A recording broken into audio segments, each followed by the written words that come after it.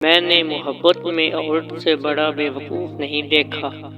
اکثر ایسے لوگوں کو اپنا سمجھ بیٹھتی ہیں جو خود بھی اپنے نہیں ہوتے۔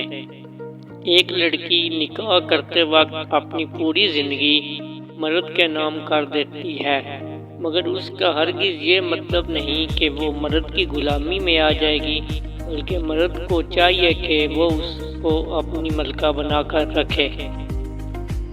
انسان کے غرور کی اوقات بس اتنی ہے کہ نہ پہلی بار خود نہا سکتا ہے اور نہ ہی آخری بار۔ سمجھوتا کرنا سیکھو، کیونکہ تھوڑا سا جھک جانا کسی رشتے کو ہمیشہ کے لیے توڑ دینے سے بہتر ہے۔ تعلق اور رشتے فراست کے نہیں بلکہ عزت کے محتاج ہوتے ہیں۔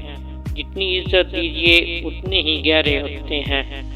کبھی اس عورت سے رشتہ نہ توڑو جو تمہاری بہت سی خامیوں کو جانتی ہو اور پھر بھی تم سے پیار کرتی ہو۔ جب چھوٹے تھے تو بھول جایا کرتے تھے، دنیا کہتی تھی یاد رکھنا سیکھو۔ بڑے ہوئے تو ہر بات یاد رہتی ہے، دنیا کہتی ہے بھولنا سیکھو۔ دلچسپی کو کبھی عادت مت بنانے دو، کیونکہ عادت بڑھ کے طلب بن جاتی ہے اور طلب بڑھ کے کمزوری۔ جو انسان آپ سے دل سے بات کرے اس کو کبھی بھی دماغ سے جواب مت دو۔ عبادت جھکنے کی مشروط نہیں ہوتی، نیتوں کی پابند ہوتی ہے۔ نیتوں میں کھوٹ ہو تو برسوں کی ریاضیت بیکار ہو جاتی ہے۔ زندگی کو کہیں نہ کہیں طلب ضرور ہونا چاہیے، ورنہ ہمیں اپنی قوت برداشت کا کبھی اندازہ نہیں ہو سکتا۔ عورت کی فطرت میں بے وفائی نہیں ہوتی، اور جو بے وفائی کرتی ہے وہ فطرتاً عورت نہیں ہوتی۔ احساس لوگ بھی بہت عجیب ہوتے ہیں، سب کو خوش رکھ لیتے ہیں مگر اپنے ساتھ ہمیشہ منافقت کر جاتے ہیں۔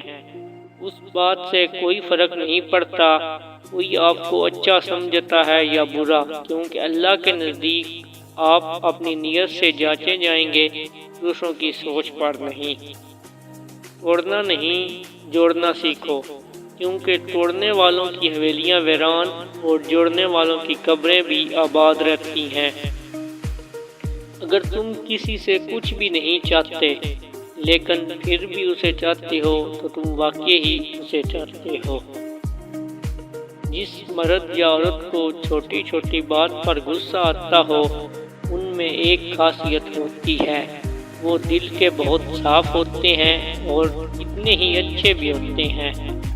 اس بات کا پکا یقین رکھو کہ جنہوں نے آپ کو بے سکون کیا وہ پرسکون رہنے کی جتنی بھی اداکاری کر لیں وہ سکون میں کبھی نہیں رہ سکتے۔ جو عورت آپ سے سچا پیار کرے گی وہ کبھی نہ کبھی تنہائی میں آپ سے 3 باتیں ضرور پوچھے گی۔ اول، آپ کی عمر پوچھے گی، دوم، آپ کی دولت پوچھے گی، سوم، آپ کی شہرت پوچھے گی۔